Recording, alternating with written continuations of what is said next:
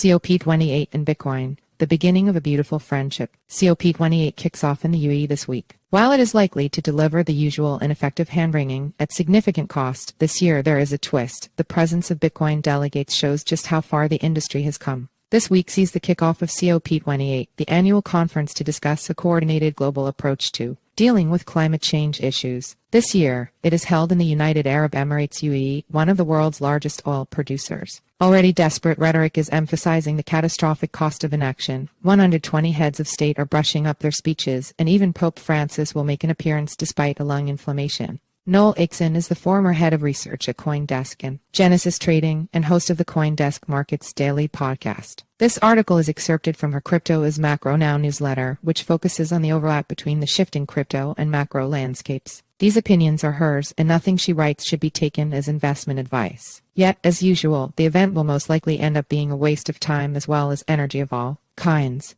Nevertheless, there is a positive crypto twist embedded in the shambles. COP chaos. First, let's briefly address my skepticism. The track record so far is not auspicious. The first COP, which, if you're curious, stands for Conference of Parties in 1985, called for governments to establish specific, legally binding targets and timetables for reducing developed country emissions of greenhouse gases.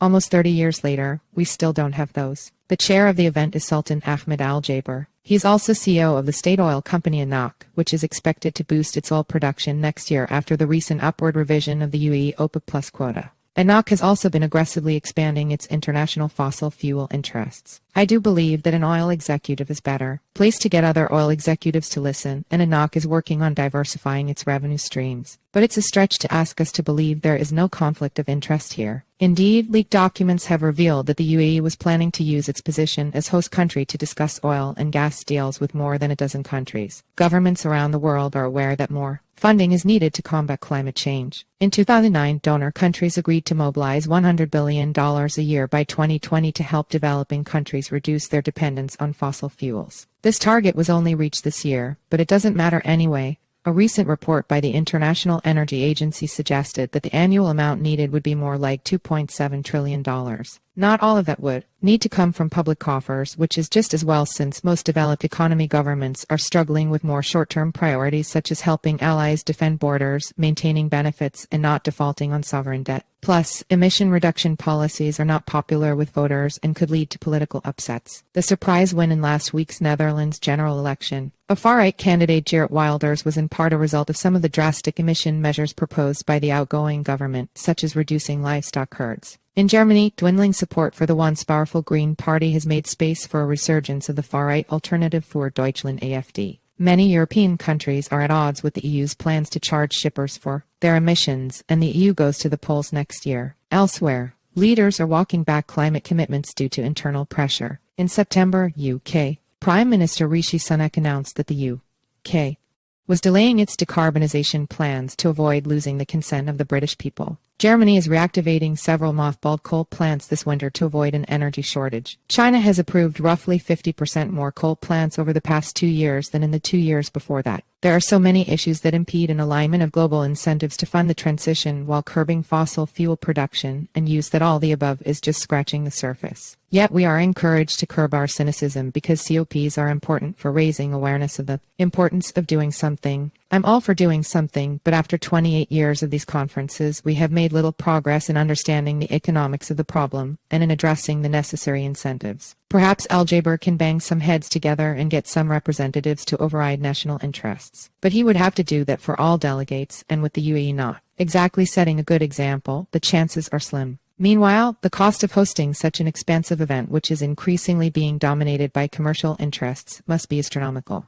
Over 70,000 people are expected to attend. I doubt they will get to Dubai by rowboat or bicycle. Why it matters for crypto. A valid question is when the vast expense of all the COP-related hand-wringing will be diverted to focus on technological breakthroughs that will help with adaptation as well as more efficient renewable generation systems. One such breakthrough is Bitcoin. It is by no means a solution to all of the hardship ahead from climate change, nor will it solve many of the barriers to greater adoption of renewable energy. But it can help with decarbonization. It wasn't that long ago that Bitcoin was vilified for its environmental damage. Investors and casual observers rejected the very idea of learning more about Bitcoin because it was harmful. Climate activists campaign for the code to be changed. Lawmakers campaign for its mining to be banned. Thankfully, this has largely died down as study after study debunked the false claims. Remember how in 2017 Newsweek proclaimed that Bitcoin mining would use all of the world's electricity by 2020? We've come a long way since then. It's not just peer-reviewed papers that have highlighted the potential for Bitcoin mining to support greater investment in renewable generation and methane capture. It's also a powerful sprinkling of well-written reports from institutional research teams such as Bloomberg and KPMG. The narrative has shifted. Even misguided regulators have pivoted their crypto objections to focus on illicit uses. The way too brief summary is that Bitcoin mining can economically support the construction and operation of renewable grids, even small ones in remote areas, by acting as a swing consumer. Bitcoin mining is practically the only industrial energy user that is location agnostic. Rigs don't care where they are as long as they have energy and an internet connection and can power up and down with relative ease. What's more, Bitcoin miners can help mitigate methane emissions from fossil fuel production by converting the gas into energy to power the income-generating machines. According to the International Energy Agency, methane is responsible for roughly 30% of the rise in global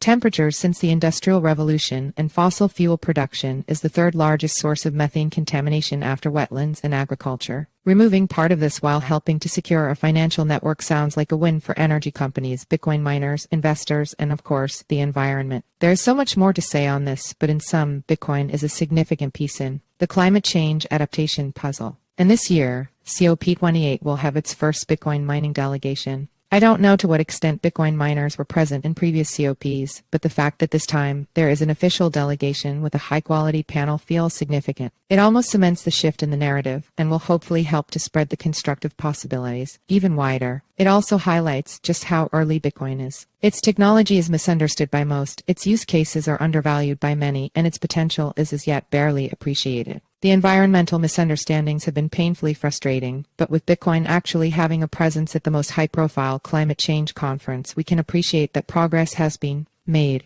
There's a long way to go yet, but events like this will help push the narrative forward and connect various interests that will together work on the small steps that can take us all a long distance.